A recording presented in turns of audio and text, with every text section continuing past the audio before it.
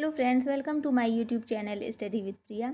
आज हम अपने इस वीडियो में वाक्यांश के लिए एक शब्द के लिए प्रैक्टिस सेट सॉल्व करेंगे। इससे पहले हमने सॉल्व किया था तत्सम तद्भव, और इससे और एक किया था हम लोगों ने विशेषण विशेष्य। ये बहुत ही इंपॉर्टेंट है, इसलिए मैंने सबसे पहले इसी को सॉल्व कर लिया था, विशेषण और विशेष्य को, तत्सम तद्भव।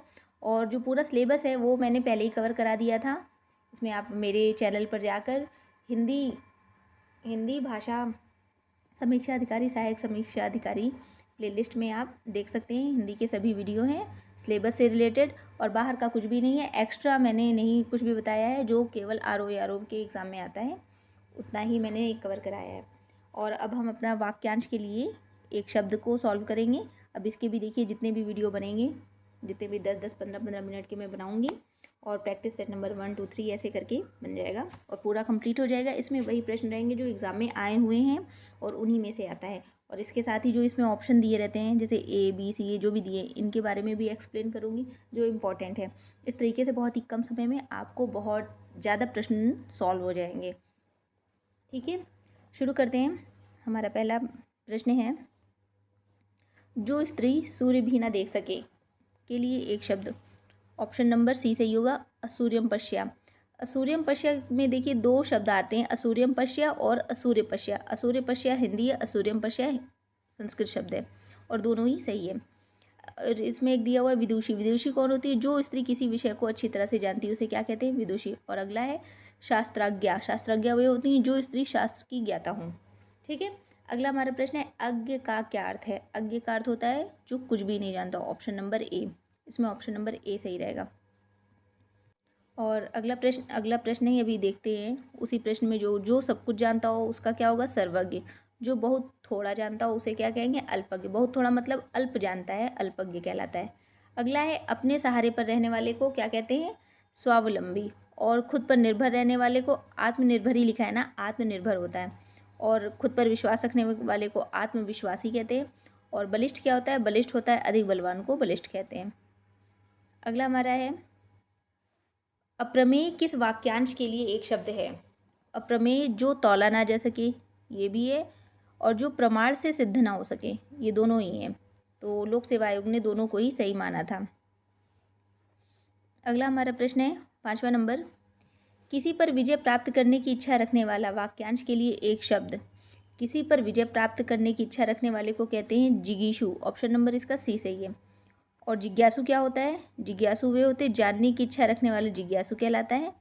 जिससे विजय प्राप्त हो वो क्या कहलाता है? जिसने विजय प्राप्त की हो विजेता कहलाता है। जो जीत लिया गया हो उसे विजित कहलाता है। जो जीत लिया गया तो उसे विजित कहलाता है। अगला हमारा प्रश्न है, जो स्त्री सूर्य भी न देख सके। सूर्यम पश्या, ये भी हमने देख लिया था। शस्त्राज्ञा भी देख लिया था। स्त्रैण क्या होता है? स्त्री के वशीभूत जो होते हैं उनको स्त्रैण कहते हैं।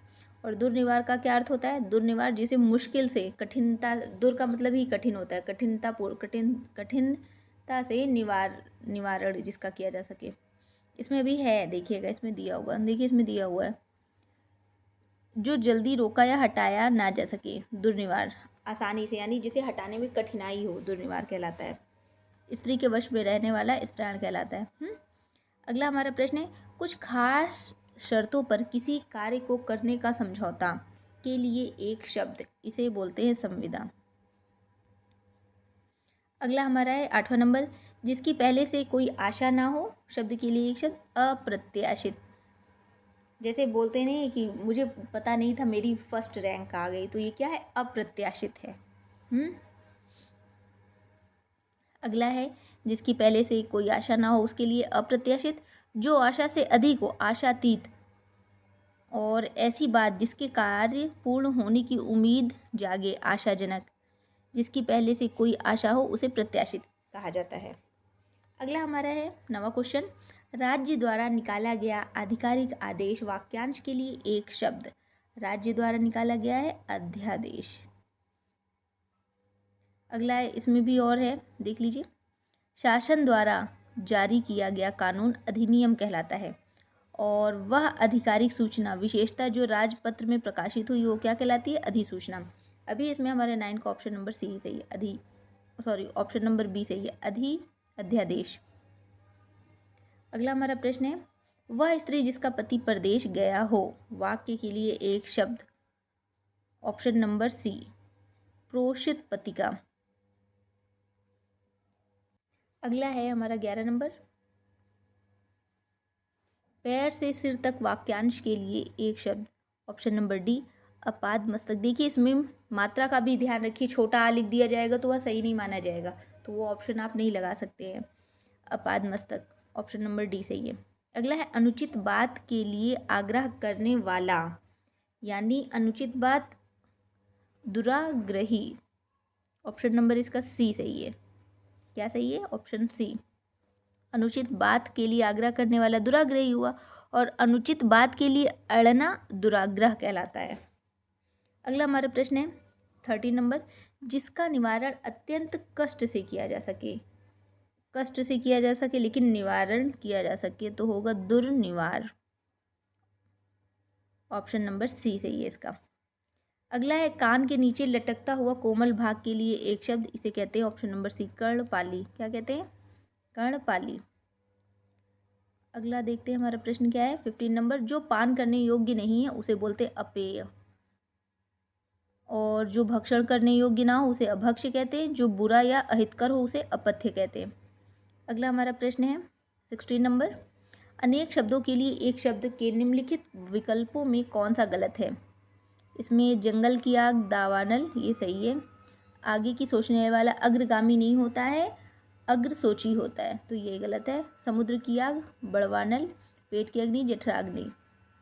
अगला हमारा प्रश्न है 17 नंबर, जो बहुत बोलता है वाक्य के लिए एक शब्द वाचाल होता है, और जो किसी विषय विशेष पर बोलता है उसे क्या कहते हैं? वक्ता बोलते, प्रवक्ता बोलते हैं। क्या बोलते हैं? जो किसी विषय विशेष पर बोलता है उसे प्रवक्ता कहते हैं, जो खर की तरह तेज होता है उसे प्रखर कहते हैं, जो बोलता है उसे वक्ता बोलते हैं। ठीक है, और विषय विशेष पे बोलने वाले को प्रवक्ता, और जो बहुत बोलता है उसे वाचाल। ऑप्शन नंबर सी सही है। अगला 18 नंबर, जो भेदा या तोड़ा ना जा सके उसे कहते हैं अभेद, और जिसे कठिनाई से भेदा जा सके उसे कहेंगे दुर्भेद, जो अनुभव करने योग्य उसे संवेद कहेंगे, भोग को नैवेद कहते हैं। अगला है, जो एक जगह से दूसरी जगह ना ले जाया जा सके उसको क्या बोलते हैं? स्थावर बोलते हैं।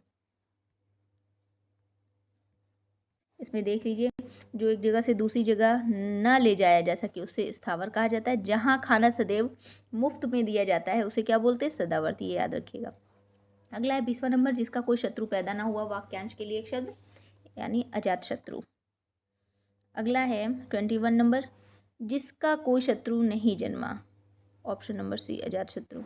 अगला है 22 नंबर, अपना मंतव्य साधने वाला स्वार्थी होता है। अगला है, जिसका उच्चारण ना किया जा सके, अनुच्चरित। ऑप्शन नंबर डी सही है। अगला 24 नंबर हमारा प्रश्न है, वाक्यांशों और उनके लिए प्रयुक्त शब्दों के निम्नलिखित युग्मों में सही युग्म का चयन करना है। सही युग्म का चयन करना है। जो स्त्री अभिनय करे उसे क्या कहते हैं? अभिनेत्री कहते हैं। जो व्याकरण जानता है उसमें व्याकरण उसे कहते हैं। ये इसमें गलत लिखा हुआ है, अभी बताते हैं सही ऑप्शन क्या है। जो आँख से परे हो उसे अप्रत्यक्ष कहेंगे, इसमें प्रत्यक्ष लिखा, ये भी गलत हो गया। डी सही, लौट कर आया हुआ को प्रत्यागत कहते हैं। क्या कहते हैं? प्रत्यागत।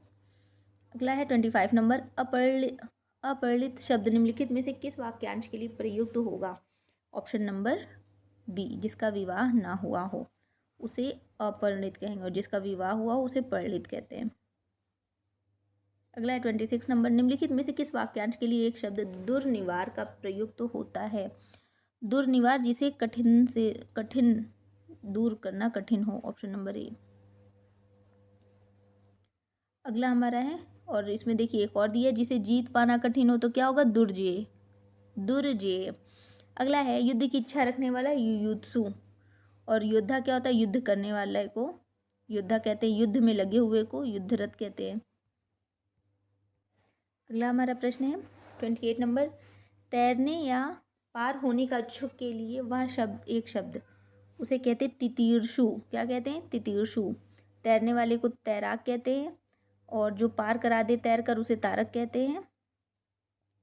इसमें क्या ऑप्शन सही होगा? बी सही होगा, तितीर्षु। तैरने या पार कर होने का इच्छुक जो होता है। अगला हमारा है 29 नंबर, जिसे अपनी जगह से अलग कर दिया गया हो के लिए एक शब्द। विस्थापित, अपनी जगह से अलग कर दिया गया हो। संस्थापित क्या क्या है? बैठाया हुआ या संचित होता है, जिसका अर्थ निर्मित, बैठाया हुआ या संचित होता है। अगला है हमारा 30 नंबर, बुरे उद्देश्य से की गई गुप्त मंत्रणा के लिए एक शब्द। उसे कहते हैं ऑप्शन नंबर सी, दुर्भिसंधि। किसी को संकट में डालने के लिए बनाई जाने वाली योजना, किसी को हानि पहुंचाने के लिए होने वाली गुप्त कार्रवाई को दुर्भियोजन कहते हैं। क्या? दुर्भियोजन। और जिसका या जिसको पार करना बहुत कठिन हो, दुरतिक्रम कहते हैं। साथ ही जिसके जिसके पार पहुंचना कठिन हो, दुराधिगम कहते हैं उसको। ये याद कर लीजिएगा, ये इम्पॉर्टेंट है। अगला है 31 नंबर क्वेश्चन, सवाल जवाब बहस हुज्जत, दिए गए उत्तर पर उत्तर के लिए होता है प्रत्युत्तर।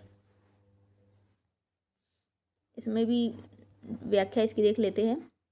वह जिसने उत्तर की अपेक्षा की उसे उत्तरापेक्षी कहते हैं। पार उतरने की क्रिया या भाव उत्तरण कहलाता है। एक के पीछे एक क्रम को उत्तरोत्तर कहते हैं।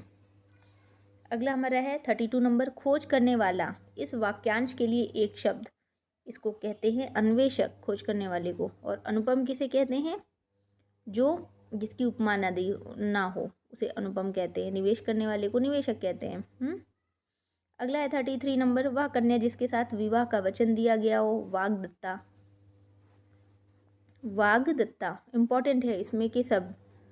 और कन्या का विवाह कर देने का वचन देने की रस्म को वाग्दान कहा जाता है।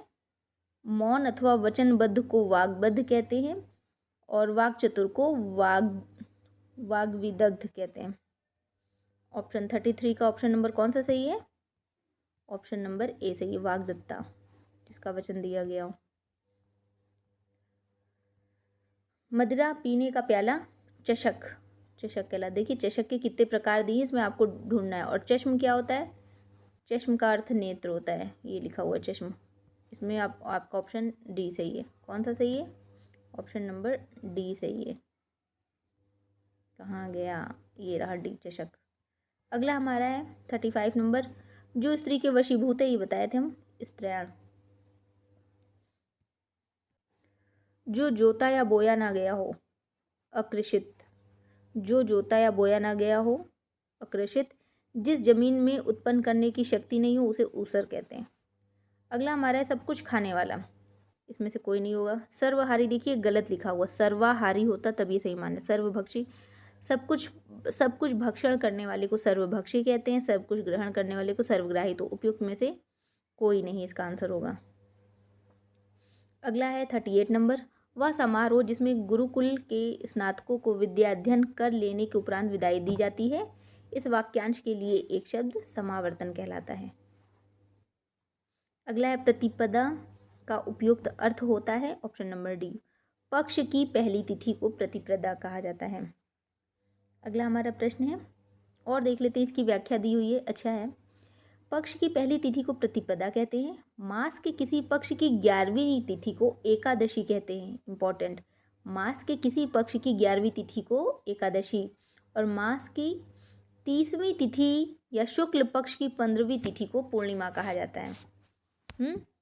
अगला हमारा प्रश्न है 40वां नंबर, कनिष्ठिका और मध्यमा के बीच की उंगली को कहते हैं अनामिका। ये बहुत ही आसान है। 41 नंबर, जिसके पेट में माँ ने रस्सी बांधी हो उसे क्या कहते हैं? उसे दामोदर कहते हैं। ऑप्शन नंबर डी सही है। अगला हमारा है 42 नंबर, पीछे पीछे चलने वाला वाक्यांश के लिए एक शब्द। पीछे पीछे चलने वाले को कहते हैं अनुचर या अनुगामी। ये दोनों ही सही है, ऑप्शन नंबर ए और बी। और लोक सेवा आयोग ने दोनों को ही सही माना था। अगला है 43 नंबर, जिसकी कोई कीमत ना हो, वाक्यांश के लिए एक शब्द। जिसकी कीमत ही नहीं है तो क्या हुआ? अमूल्य हुआ। और जिसकी बहुत कीमत है उसे बहुमूल्य कहेंगे। तो फ्रेंड्स, ये है आज का वीडियो। आपको कैसा लगा?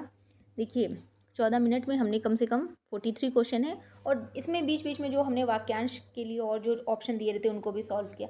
कम से कम आपके 60, 70, 80 क्वेश्चन तो हो ही गए होंगे। अगर आप ध्यान से देखेंगे तो 70 क्वेश्चन तो हो ही गए होंगे। 15 मिनट में 70 क्वेश्चन पढ़ लेना बहुत बड़ी बात है। 1 घंटे में आपको 60 मिलता है समय, आपने 15 मिनट में ही कवर कर लिया। ये तभी हो पाएगा क्योंकि जब आप प्रैक्टिस किए रहोगे और जो सिलेबस में जितना दिया हुआ है सब कुछ आप कवर कर लोगे, तब उसको बार बार पढ़ना है। मैं अपने हर एक वीडियो में आपको बताती हूँ कि उसको बार बार पढ़ना है, उसका रिवीजन ही करना है। 60 नंबर के लिए सिलेबस में जो 10-10 शब्द के लिए दिए हुए हैं उनका ही रिवीजन करना है। बाहर से रोज़ नए नए शब्द आपको नहीं पढ़ने हैं। अभी आपके पास समय है, रोज़ आप चाहे तो सिर्फ आधे घंटे हिंदी पढ़ करके आप अपने 55 से 57 नंबर आसानी से ला सकते हैं आर ओ में। तो फ्रेंड्स, प्रैक्टिस करते रहिए और तब तक के लिए धन्यवाद।